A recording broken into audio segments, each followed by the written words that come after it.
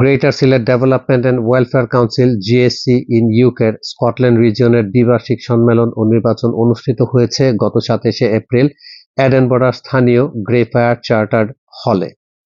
সংগঠন সম্পর্কে আমার বক্তব্যের অংশটুকু তুলে ধরা হলো ভিডিও চিত্রে আপনাদের জন্য। ধন্যবাদ জনাব আতাউর রহমান আমাকে কিছু বলার সুযোগ দেওয়ার জন্য। বিসমিল্লাহির রহমানির রহিম। আম্মা বাদ ফাআউযু বিল্লাহি মিনাশ শাইতানির রাজিম। আসসালামু আলাইকুম ওয়া রাহমাতুল্লাহি ওয়া বারাকাতুহু। Greater Sylhet development and welfare council in UK Scotland region এর বিজিএম অনুষ্ঠানে আমার মতো একজনকে কিছু বলতে দেওয়ার সুযোগ দেয় আমি আপনাদের কাছে অত্যন্ত কৃতজ্ঞ। আজকে এই বিজিএমকে উপলক্ষ করে সেন্ট্রাল কমিটি থেকে আগত জিএসসি স্কটল্যান্ডের সম্মানিত সভাপতি, জেনারেল সেক্রেটারি ও ট্রেজারার সহ আগত অতিথিবৃন্দ, মঞ্চে উপস্থিত বিশেষ অতিথিবৃন্দ এবং আজকের অনুষ্ঠানে উপস্থিত স্কটল্যান্ডবাসী আমার শুভেচ্ছা ও অভিনন্দন গ্রহণ করবেন। এটা অত্যন্ত আনন্দের যে আজকে আমি যেখানে দাঁড়িয়ে কথা বলছি, আমার প্রাণের শহর এডেনবরা, এই শহরে আমি এসেছি 26 বছর আগে এবং আসার পরে আমি যাদের নেতৃত্ব পেয়েছি সেই নেতৃত্বদের মধ্যেই একজন, যিনি এই গ্রেটার সিলেট প্রতিষ্ঠাতার একজন। তিনি আর কেউ নন, আমাদের সবার পরিচিত মুখ, the greatest son of two nation, doctor Walid Tasaruddin MD.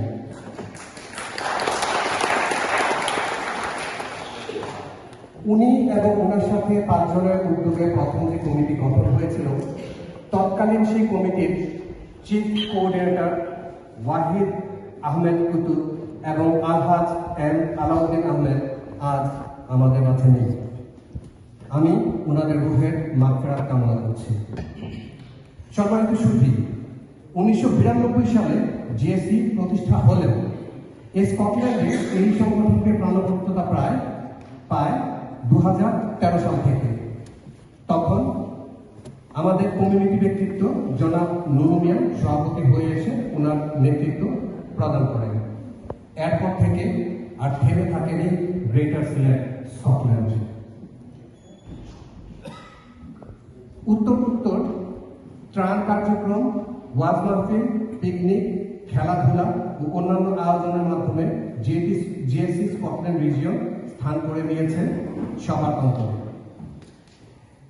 এবং এই স্থান করে নেওয়াটা শুধুমাত্র সিলেট কেন্দ্রিক সীমাবদ্ধ থাকেনি, এটা ছড়িয়ে পড়েছে আপামর বাংলাদেশিদের মধ্যে এবং আপামর বাংলাদেশিরা সবাই এখানে এসে তাদের কন্ট্রিবিউশন করছে।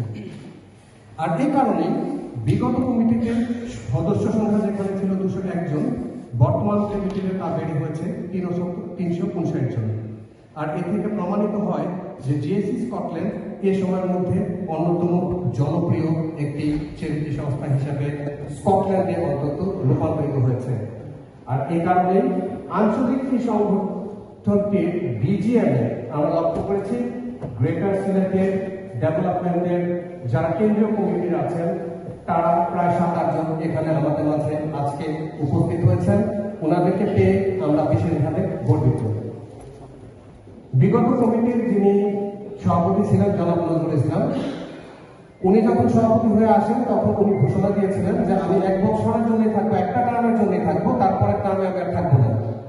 কিন্তু জনগণের ভালোবাসা এবং তাদের চাওয়ার ভিত্তিতে একটা বিশ্বাস করতে পারেন না, ওনাকে আরেকটি টার্ম করে যেতে হয়েছে। এবং যদি গ্রেটার সিলেটে কনস্টিটিউশনে থাকতো যে আর একটা করা যায়, তাহলে হয়তো উনি সেই ভালোবাসা নিয়ে আবার আমাদের মাঝে থাকতেন। কিন্তু কনস্টিটিউশন অনুযায়ী তা নাই বলে আজ ওনাকে সেখান থেকে বিদায় নিতে হচ্ছে। আসছে নতুন কমিটি এবং নতুন যে কমিটিতে আসছে, যাদের নেতৃত্বে আসছে তাদেরকেও আমি চিনি যুগ যুগ ধরে এবং তাদের নেতৃত্বে এই গ্রেটার সিলেট স্কটল্যান্ড উত্তর আরো সমৃদ্ধ পাবে এবং জনপ্রিয়তা শীর্ষে যাবে। এখানে আমার বক্তব্য শেষ করছি। ধন্যবাদ।